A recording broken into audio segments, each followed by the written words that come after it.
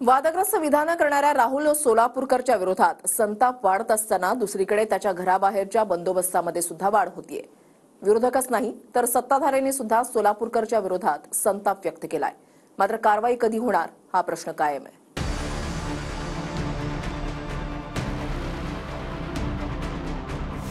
औरंगजेबाची बायको आणि वजिराला लाच देऊन शिवाजी महाराज आग्र्यातून सुटले आणि वेदांनुसार बाबासाहेब आंबेडकर हे ब्राह्मण ठरतात।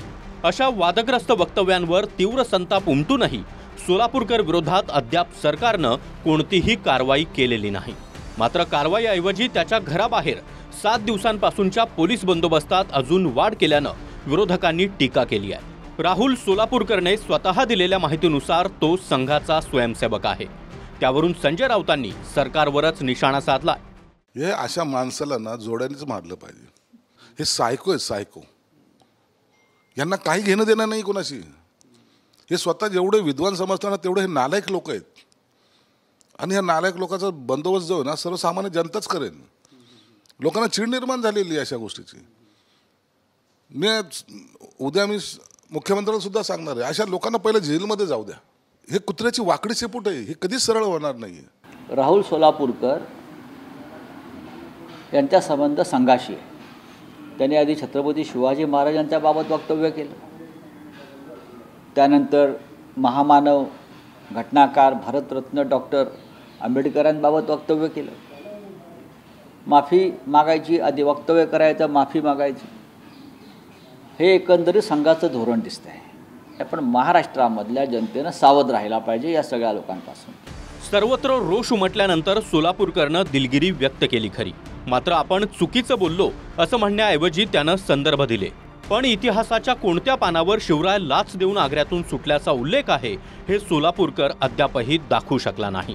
त्यानंतर बाबासाहेब आंबेडकरांबद्दल केलेल्या वक्तव्यावरही असं वेदांमध्ये म्हटलं आहे असं सांगून दिलगिरी व्यक्त केली।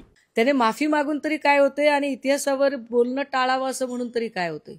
दिसला तिथं ठोकला पाहिजे, अलबट ठोकला पाहिजे। त्याला कळलं पाहिजे की तो काय बोलतोय आणि काय नाही। हे जी RSSची पिलावळ आहे, बहुजनांची मुलं पेटून उठली पाहिजेत, त्यांची डोके खराब झाली पाहिजे, हा एक मूळ त्यांचा उद्देश असतो। अर्ध्या डझनापेक्षा जास्त मंत्र्यांनी अनेकदा महापुरुषांना अपमानित केलेलं आहे। त्यांचे एक राज्यपाल होते भगतसिंग कोश्यारी, त्याचं ते धडाळ अपमानित करायचे। मला वाटतं की हा कुणाच्या तरी इशाऱ्यावर बोलत असावा। ते एखादा खडा टाकून बघतात तसं तो खडा टाकतोय। नाव सोलापूरकर म्हणणं त्या सगळ्यांचा तो अपमान आहे। त्याला तर पहिल्यांदा मला वाटतं त्याचा आडनावच बदलून घेतला पाहिजे।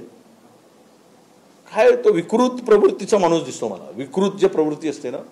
राज आणि राजपुत्र एकाच पेठाऱ्यात बसून बाहेर पडले असा उल्लेख शिवरायांचे पुत्र राजाराम महाराजांच्या आज्ञेनं लिहिल्या गेलेल्या सभासद बखरीमध्ये आहे।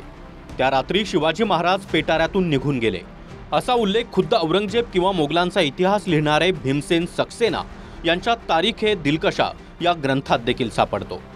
यो वेंकी पटाऱ्या की आम दरफ भी सो पटाऱ्या में बैठ निकलियो, म्हणजे शिवराय पेटाऱ्यांमधून पसार झाल्याची शक्यता आग्र्यामधील समकालीन परकालदास यांनी 3 सप्टेंबर 1966ला लिहून ठेवली। औरंगजेबाचं अधिकृत चरित्र मानलं जाणाऱ्या आलमगीरनामा यामध्ये देखील शिवराय वेषांतर करून पसार झाल्याचा उल्लेख आहे। मात्र पेटारे बेटारे काही नव्हते, शिवराय लाच देऊन सुटले आणि आंबेडकर वेदांनुसार ब्राह्मण ठरतात अशा वक्तव्यांनी सोलापूरकर वाद ओढून घेतोय। एकीकडे महापुरुषांबद्दल मनात येईल ते बरळणाऱ्या राहुल सोलापूरकरवर गुन्हा दाखल करा असं मत स्वतः सत्ताधारी नेते व्यक्त करतायत, तर दुसरीकडे विरोधक आणि आंदोलक सोलापूरकरवर गुन्हा दाखल करा म्हणून त्याच्या घराबाहेर आंदोलन करतायत। आणि तिसरीकडे सोलापूरकरच्या घराबाहेर इतका बंदोबस्त आहे की तिथं पोलीस छावणीचं स्वरूप आलंय। पुण्यातल्या कोथरूडमध्ये 4 माळ्याच्या इमारतीमधल्या दुसऱ्या माळ्यावर सोलापूरकर राहतो। त्याच्या घराबाहेर आंदोलकांनी अनेक दिवस कारवाईसाठी ठिय्या दिला। इथं गेल्या 7 दिवसांपासून सोलापूरकरच्या घराभोवती पोलीस बंदोबस्त तैनात आहे। या घडीला 50 पोलीस, 10 अधिकारी, अधिकाऱ्यांमध्ये PI, API, सिनियर PI अशा अधिकाऱ्यांचा समावेश आहे। स्वतः पुण्याचे DCP अर्थात पोलीस उपायुक्त सुद्धा बंदोबस्ताची पाहणी करून जातात। सोलापूरकरच्या लक्ष्मी कवच सोसायटी बाहेर आणि घरापासूनच्या काही अंतरावरच्या चौकात देखील बॅरिकेटिंग केलं गेलंय। सोसायटीत येणाऱ्या जाणाऱ्या प्रत्येकाला पोलीस चौकशी करूनच आत सोडतायत। कोण तो बिनलायकीचा राहुल सोलापूरकर उठतो, आता पुण्यातनं कसं पळवायचं हे आता जनता ठरवेल. खूप पोलीस प्रोटेक्शन घेऊन फिरतोय.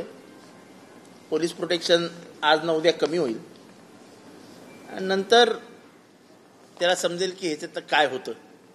जो माणूस कर्तृत्ववान आहे त्याचं म्हणणं वेदांनी लिहिलंय की तो ब्राह्मणच असतो. म्हणजे तुम्ही इथे बसलेले जेवढे आहात बहुजन, तुम्ही सगळे शिकलेले आहात, हुशार आहात, हे सगळे गुण तुमच्यात आहेत म्हणजे तुम्ही ब्राह्मण आहात.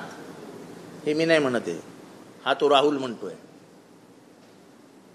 त्या सोलापूरकर जो कोण आहे तो त्याला कोल्हापूरकर करावं लागेल, कोल्हापूरच्या चपलेनेच म्हणावं लागेल.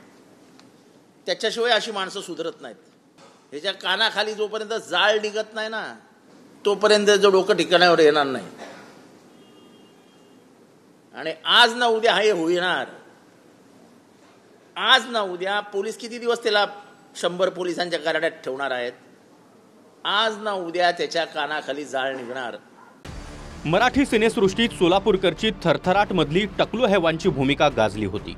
त्यानंतर धुमाकूळ सिनेमात लाल गेंड्याची भूमिका देखील चर्चेत राहिली. नंतर राजर्षी शाहू महाराजांची भूमिका करून सोलापूरकरनं वेगळी ओळख मिळवली. मात्र आपल्या भूमिकांनी सोलापूरकर जितका महाराष्ट्रभर पोहोचला नाही तितका आपल्या वक्तव्यांनी पोहोचला. योगेश बोरसे, TV9 मराठी, पुणे.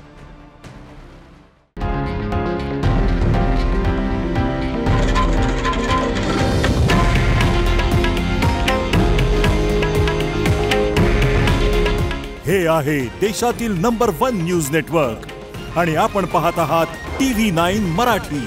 काळजी तुमची, हित महाराष्ट्राचं.